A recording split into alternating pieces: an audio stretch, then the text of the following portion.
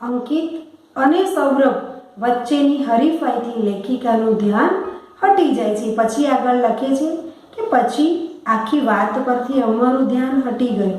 મને દિવસો હતા અને મારી તબિયત સારી રહેતી ન હતી.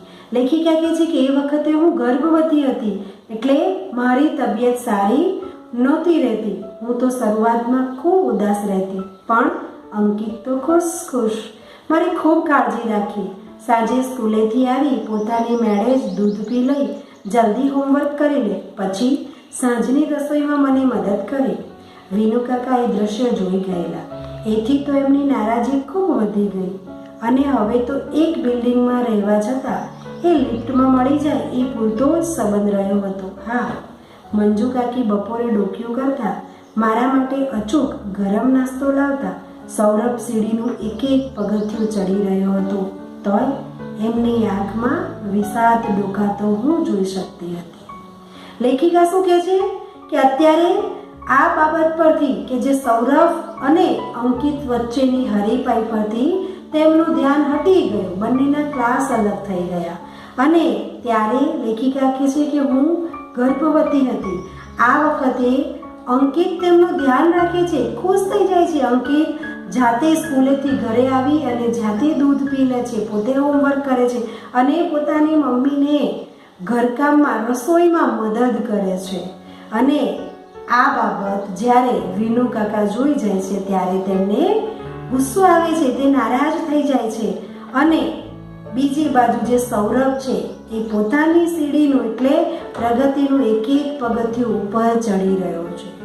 પણ મંજુ કાકીની આંખોમાં વિષાદ ડોકાતો એટલે એમને દુઃખ હતું. સૌરભ આગળ વધી રહ્યો હતો છતાંય મંજુ કાકીને દુઃખ છે. દુઃખ શું? તો કે સૌરભ આગળ ને આગળ ભણવામાં છે, પણ એની અંદર જે લાગણી, ઘર પ્રત્યેનો હૂંફ, સહાનુભૂતિ હોય એ બધું પોતે દેખી શકતા નથી. મને લેખિકા કહે છે કે મને દીકરી જન્મી. અંકિતને ગાંડો ગેલો થતો જોતા હું અને સંજય હસી પડ્યા. અંકિતને એની પળ ઓળઘોળ થઈ જોઈ મનમાં કોઈ અજબ સુખ અનુભવાતું. મંજુ કાકી તો એને રમાડતા રડી જ પડેલા. અંકિતે લાડથી એનું નામ ફોરમ પાડ્યું.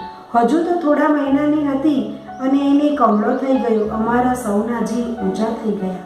કમળો મટ્યો ત્યાં આખા શરીરે એને ફોડલીઓ ફૂટી નીકળી. હવે જુઓ, લેખિકા કહે છે કે મને દીકરી જન્મી અને અંકિતે એનું નામ લાડથી ફોરમ પાડ્યું. આ ફોરમને થોડા મહિનાની થઈ ત્યાં કમળો થયો અને પછી કમળો મટ્યો ત્યાં એના આખા શરીરે ફોડલીઓ ફૂટી. એ વર્ષે અંકિતનો ક્લાસમાં 31મો નંબર આવ્યો. અમે બે એને વઢી શકીએ એમ નહોતા.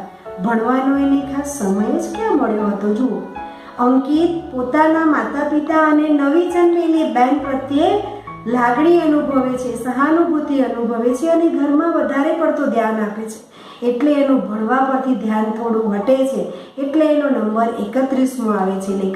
લેખિકા અને એના પતિ ત્યાં એમને લડી શકતા નથી, કારણ કે એમને ખબર જ હતી કે અંકિતનું ધ્યાન અત્યારે ભણવા સિવાય ક્યાં હતું.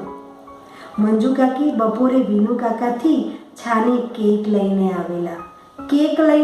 મતલબ એ થયો કે સૌરભના સારા માર્ક્સ આવવાની ખુશીમાં એમણે કદાચ કેક કાપી હશે અને એટલે જ એ તે લઈને આવે છે અને કહે છે કે બેટા, મારી પરીક્ષામાં તો તું પાસ હો.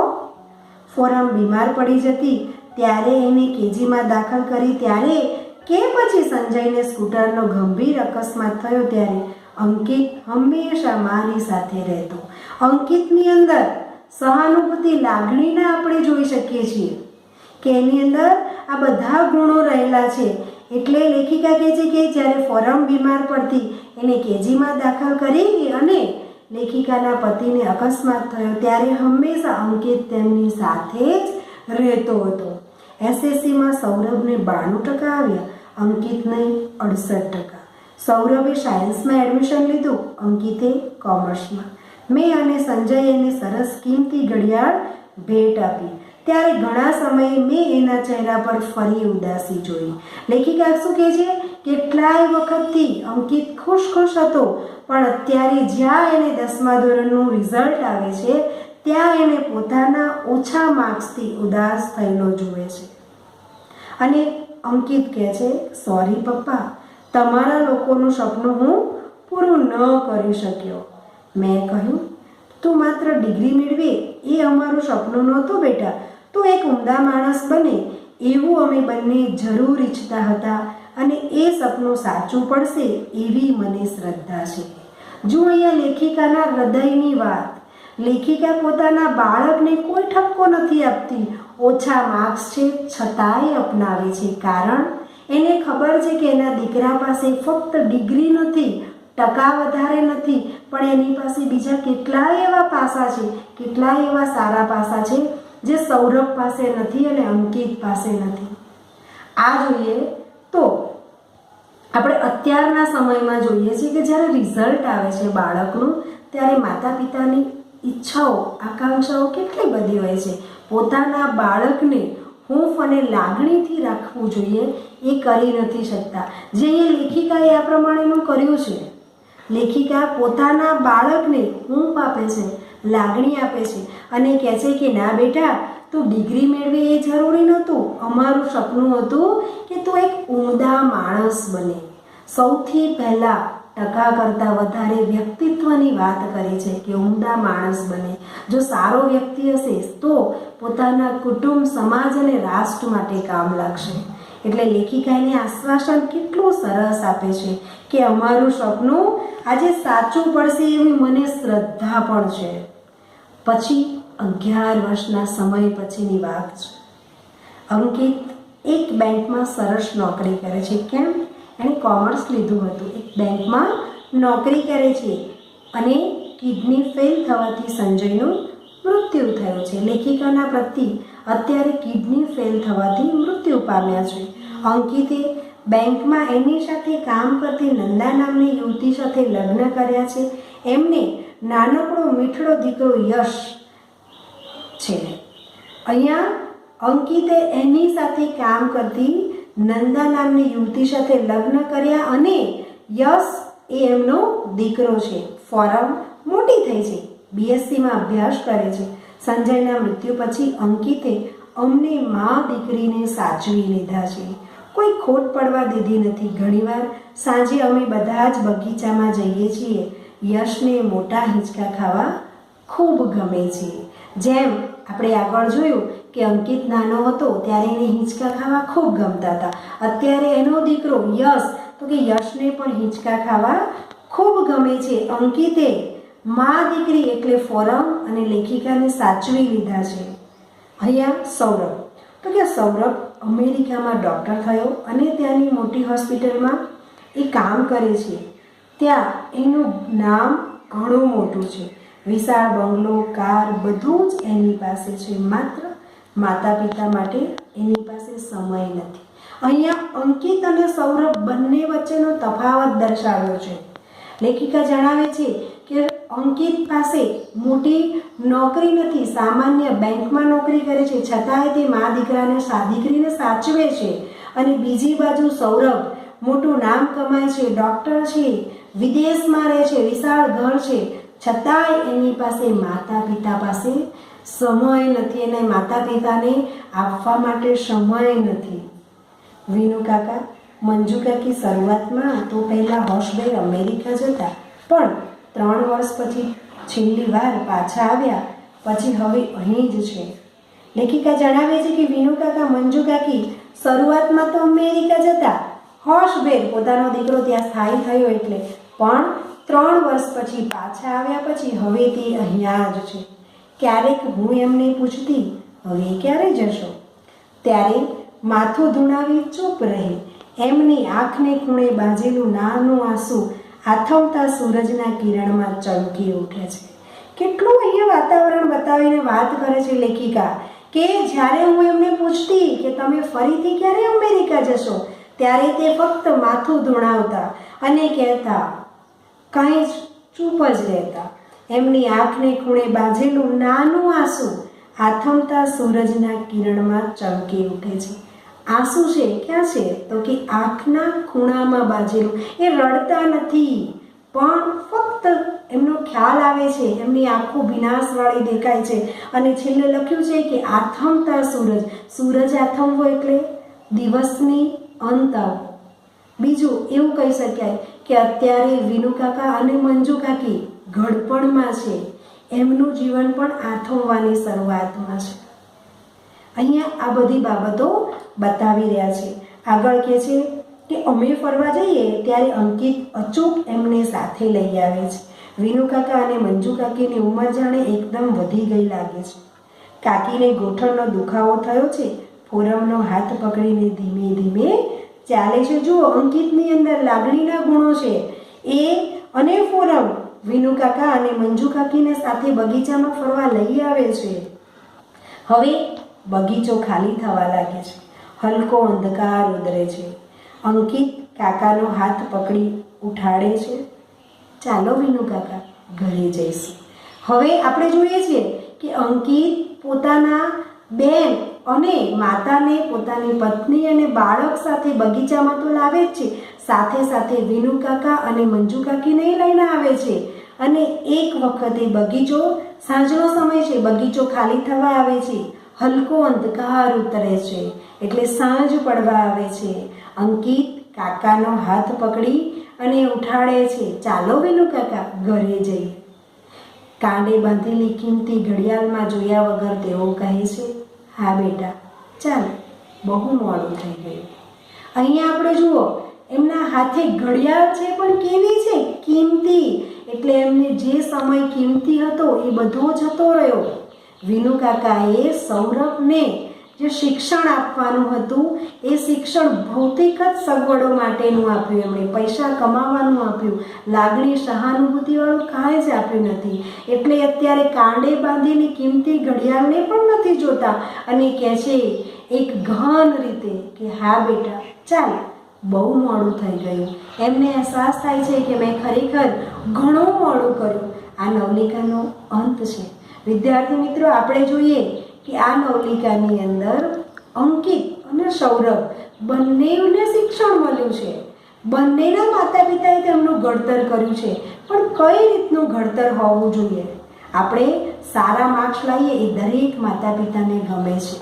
સારા માર્ક્સ લાવવા જ જોઈએ અને લાવવા એ આપણી નૈતિક ફરજ થઈ જાય છે, આપણે માતા પિતા. પણ બીજું શું કહેવા માંગે છે કે માર્ક્સની સાથે સાથે આપણે શું લાવવું જોઈએ? તો કે આપણી અંદર લાગણી, સહાનુભૂતિ, આ બધા ગુણો હોવા જોઈએ. સૌથી પહેલાં આપણે સારા વ્યક્તિ બનવું જોઈએ. સારા વ્યક્તિ બનશું તો આપણા ઘરને, કુટુંબને, આપણા ફળિયાને, આપણા આડોશ પાડોશને, આપણા સમાજને સાચવીશું. અને આવી વ્યક્તિ, સારી વ્યક્તિ રાષ્ટ્રના પણ ઉત્થાનમાં કામ કરી શકે. અહીંયા આ નવલિકાનો અંત આપણને વિચારતા કરી મૂકે કે હવે વિનુ કાકા, મંજુ કાકીનું શું થશે? સૌરભ ક્યારેય પાછો નહીં આવે? સૌરભ અમેરિકામાં સ્થાયી થઈ જશે? કેટલાય વિચારો આપણા મનમાં ગહન વિચારો કરતા મૂકી દે છે આપણને. આ જ નવલિકાનો અંત છે, આ જ ચૂંટ છે. એની અંદર આપણે વિચારવું રહ્યું કે આપણે અંકિત બનવું કે સૌરભ બનવું. હવે આપણે એના મોટા પ્રશ્ન તરફ નજર કરીએ તો અહીંયા એક પ્રશ્ન એવો છે કે આખરે તો શિક્ષણનો ધ્યેય બાળક ઉમદા માણસ બને તે છે. આ વિધાનને વિગતે સમજાવો. અહીંયા શરૂઆતમાં આપણે કેવું લખવાનું? તો કે પાઠનું નામ, તો કે રેશનો ઘોડો, લેખિકા વર્ષા અડાલજા, સાહિત્ય પ્રકાર નવલિકા અને મૂળ પુસ્તક તો કે કોઈ વાર થાય કે માંથી. પછી ફકરો પાડીને આપણે લખીએ કે રેશનો ઘોડો વાર્તા દ્વારા લેખિકાએ જણાવ્યું છે કે શિક્ષણનો પાયાનો સિદ્ધાંત આનંદ આપવાનો છે, બાળકને સારો માણસ બનાવવાનો છે. વાલીઓની અપેક્ષાના કારણે આજનું શિક્ષણ વધુ સ્પર્ધાત્મક બન્યું છે. એ બાબતની અહીંયા લાલ બત્તી ધરતી આ વાર્તા છે. આ વાર્તાની અંદર લેખકે દર્શાવ્યું છે કે શિક્ષણનો હેતુ બાળકને સારો માણસ બનાવવાનો છે. ડૉક્ટર બનીને પરદેશ જનારા દીકરા કરતાં દેશમાં રહીને પરિવાર સાથે શાંતિથી, આનંદથી રહેતો દીકરો કુટુંબ, સમાજ અને દેશ માટે વધુ આવકાર્ય હોય છે. બીજા ફકરામાં જોઈએ તો આખરે તો શિક્ષણનો ધ્યેય બાળક ઉમદા માણસ બને તે આ વિચાર અંકિતની માતાના નીનાબેનના છે. તે પોતાના બાળક અંકિત પર ભણતરનો બોજો નાખવા માંગતા નથી. તેઓ માને છે કે અંકિતને જે ગમે તે એ ભણે. તેઓ માને છે કે ભણવાની સાથે સાથે બાળકને રમવાની, હરવા ફરવાની, બાળ સહજ તોફાન મસ્તી કરવાની પણ છૂટ હોવી જોઈએ. બાળકને સારી વાર્તાઓ વાંચવા માટે આપવી જોઈએ. તેઓમાં કૌટુંબિક, સામાજિક અને દેશપ્રેમની ભાવનાનો વિકાસ થાય તેવું નીનાબેનનું માનવું છે. ભણતર જરૂરી છે, પણ તેના માટે બાળકને સતત ટોકટોક કરવું, વારંવાર ઉતારી પાડવું કે તેના બાળપણને છીનવી લેવું તે યોગ્ય નથી. બાળકને શું બનવું છે તે તેને જાતે જ નક્કી કરવા દેવું જોઈએ. આમ શિક્ષણ તો જરૂરી છે જ, પણ સાથે સાથે એથી વિશેષ જરૂરી છે કે શિક્ષણ દ્વારા બાળક અને એક સંસ્કારી અને ઉમદા માણસ બની શકે. આ 4 માર્ક્સમાં પ્રશ્ન છે. બીજો એવો જ પ્રશ્ન છે કે રેસનો ઘોડો શીર્ષકની યથાર્થતા ચર્ચો. આપણે કોઈ પણ પાઠ, નવલિકા કે કાંઈ પણ વાંચતા હોઈએ તો સૌથી પહેલાં એનો સારાંશ આપણને એના શીર્ષકથી જ મળતો જાય છે. અહીંયા આપણે એવા શીર્ષકની ચર્ચા કરવાની છે કે યથાર્થ છે, જે લખ્યું છે શીર્ષક એ યોગ્ય છે. તો અહીંયા શરૂઆત કરીએ તો પાઠનું નામ રેસનો ઘોડો, વર્ષા અડાલજા, સાહિત્ય પ્રકાર નવલિકા અને કોઈ વાર થાય કે એમાંથી લેવામાં આવ્યો છે. હવે પહેલાં તો રેસનો ઘોડો એટલે શું? તો કે રેસ એટલે કોઈ પણ જાતની સ્પર્ધા કે દોડ જેમાં જીતવાની વધુ ઝંખના હોય તેને રેસ કહી શકીએ. આજની આ ગળાકાપ હરીફાઈના યુગમાં પણ વાલીઓ બાળકને શિક્ષણની સ્પર્ધામાં આગળ ને આગળ રાખવા ઈચ્છે છે. પોતે જીવનમાં જે ન મેળવી શક્યા હોય તેની ઈચ્છા પોતાના બાળકો પાસે રાખે છે અને તેથી જ નાનપણથી જ વધુ ગુણ પ્રાપ્ત કરવાના ભારણ બાળક પર આવી જાય છે. તે શિક્ષણની સ્પર્ધામાં આગળ રહે છે, પણ તેનું બાળપણ છીનવાઈ જાય છે અને કદાચ અમારું શૈશવ અમને આપો, આવું બાળકો કહી શકે. આ નવલિકાની અંદર લેખિકા પોતાના અને પાડોશમાં રહેતા બાળકના ઉદાહરણ દ્વારા આપણને આ બાબત સ્પષ્ટ કરાવે છે. તે વિનુકાકા તેના પુત્ર સૌરભને શિક્ષણની સ્પર્ધામાં આગળ રાખવાની તીવ્ર ઈચ્છા ધરાવે છે.